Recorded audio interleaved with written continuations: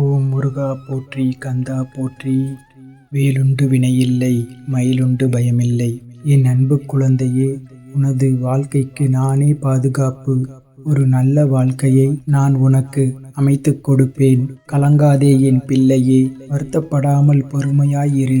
நீ விரும்பிய வாழ்க்கையை நான் நிச்சயமாக உனக்கு அமைத்துக் கொடுக்கிறேன். முன் செய்த கர்ம வினைகளின் காரணமாக இப்போது நீ சில துன்பங்களை அனுபவித்து வருகின்றாய். பல ஏமாற்றங்கள், உறவுகளிடத்தில் அவமரியாதை, இவற்றையெல்லாம் அனுபவித்து வருகின்றாய். கவலைப்படாதே என் தங்கமே, உன்னை நான் உயர்த்தப் போகின்றேன். உனக்கு சிறந்த வாழ்க்கை துணையை நான் அமைத்து தருகின்றேன். இனியும் உன்னை நான் அழ வைக்கவோ ஏமாற்றவோ மாட்டேன். நீ கேட்டதை கேட்டபடியாகவே நான் கொடுக்கப் போகின்றேன். வரப்போகும் புதிய உறவால் நீ ஆனந்தம் கொள்வாய். உன்னுடைய மனதில் நிம்மதி நிலைத்திருக்கும். உன்னுடைய கஷ்டத்தில் நீ கலங்கிய காலத்தில் உனக்கு ஆறுதலுக்கு வராத உன்னுடைய உறவுகள் உன்னை தேடி நிச்சயம் வருவார்கள். அவர்களை நிச்சயம் நான் உன்னிடம் வர வைப்பேன். உன்னுடைய உறவுகள் உன்னை வெறுத்து ஒதுக்கும் போது உனக்கு தாயாக, தந்தையாக, தோழனாக, மற்ற அனைத்து உறவுகளாக நான்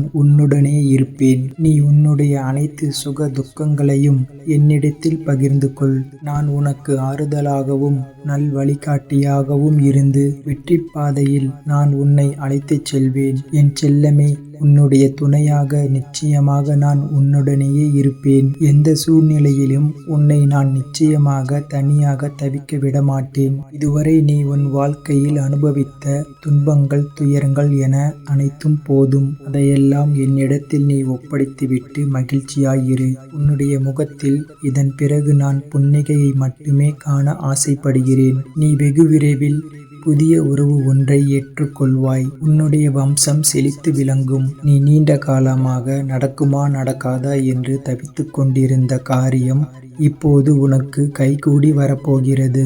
நான் இப்போது அதை நடத்தி காட்டுவேன். இப்போது உனக்கு நல்ல நேரம் ஆரம்பித்து விட்டது.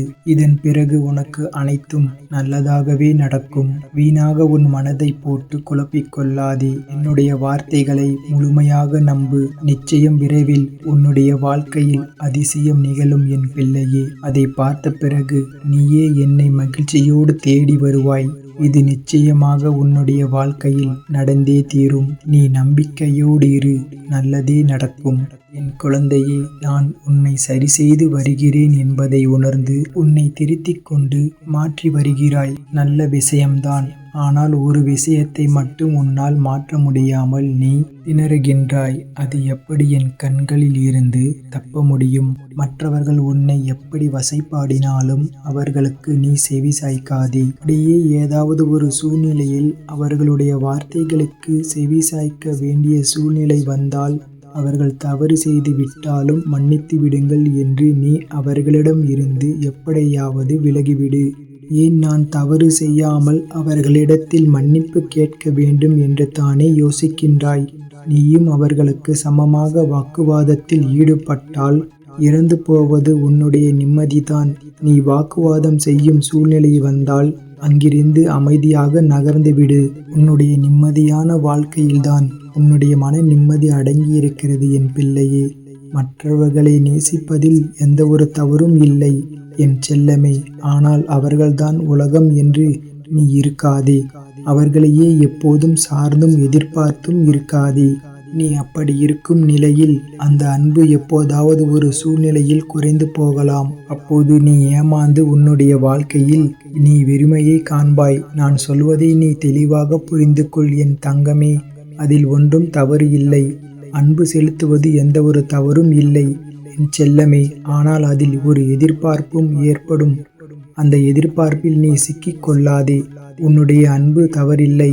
ஆனால் அளவு கடந்த அன்பு உன்னுடைய வாழ்க்கையில் உனக்கான எதிர்பார்ப்பை ஏற்படுத்திவிடும். அதில் நீ மாட்டிக்கொள்ளாதே. அது உன்னுடைய வாழ்க்கையில் நிம்மதியற்ற சூழ்நிலையை உருவாக்கிவிடும். ஏனென்றால் இவ்வுலகில் சார்ந்த இருக்கும் அளவிற்கு எதுவும் நிரந்தரமில்லை. இவ்வுலகில் நீ வந்தாய் வாழ்ந்தாய் என்று இருக்காதே. பிறரின் உணர்வுகளை மதித்து வாழ்ந்து வா. வாழ்க்கையில் போராடி தோற்பது என்பது அவமானம் இல்லை. வெற்றியை விட உனக்கு கிடைத்த பரிசு அனுபவமாகும். அந்த அனுபவத்தை தான் இந்த வாழ்க்கையில் உன்னால் சிறப்பாக வாழ முடியும். அதன் பிறகுதான் உண்மையான வாழ்க்கைக்கான அர்த்தத்தை உணர்வாய். சோம்பேறித்தனத்தை தூக்கி எறி. போராடாமலேயே வாழ்க்கையை கடினம் என்று ஒருபோதும் சொல்லாதே என் பிள்ளையே. அதன் பிறகு உன்னுடைய வாழ்க்கையில் ஒவ்வொரு சூழ்நிலையும் கடினமாகத்தான் உனக்கு தோன்றும். இவ்வுலகில் நிரந்தரம் என்று இருவரை நினைத்துக்கொள். உனக்குள் இருக்கும் ஆன்மா மற்றொன்று உன்னுடைய அப்பன் முருகப்பெருமானாகிய நான் இருக்கின்றேன். உனக்கான எல்லாவற்றையும், உன்னுடைய வாழ்க்கைக்கு தேவையான அனைத்தையும் தான் உன்னுடைய வாழ்க்கையில் வருவதற்கு நான் அனுமதித்தேன். அதனால் நம்பிக்கையோடு இரு. அனைத்தும் நல்லதாகவே நடக்கும். என் அன்பு குழந்தையே, என்னுடைய கருணை பார்வை இன்று உன் மீது இருக்கிறது. அதனால்தான் எனது இந்த வார்த்தைகள் கேட்கும் பாக்கியத்தை பெற்றிருக்கிறாய். இது உனக்காகவே ஆசீர்வதிக்கப்பட்ட என் வார்த்தை. எனவே இந்த தயக்கமும் இல்லாமல் முழுமையாக கேள். உன்னுடன் தான் நான் இருக்கின்றேன். உன் மனதில் தான் நான் நிறைந்திருக்கின்றேன். உன்னுடன் எவ்விடத்திலும் நான் இருக்கின்றேன். உன் வாய் திறந்து என்னிடம் கேட்காத நடக்காத உன் தேவைகளையும் உன் மனமறிந்து நான் செய்திருக்கின்றேன். நடக்கவே நடக்காது என்று நீ நினைத்த விஷயத்தை கூட நான் முடித்து தருவேன். நம்பிக்கையோடு இரு. உனக்கான நல்லவை அனைத்தையும் நான் சேகரித்து கொண்டு தான் இருக்கின்றேன். கூடிய விரைவில் பல மடங்கு நன்மைகளால் உன் மனதை நிரப்பப் போகின்றேன். இன்னும் சில நாட்களிலேயே உன் பிரார்த்தனைகளுக்கு பதில் கிடைப்பதை நீ பார்க்கப் போகிறாய். இதோ இப்போது என் பிள்ளைக்கான சத்திய வாக்கினை தருகிறேன்.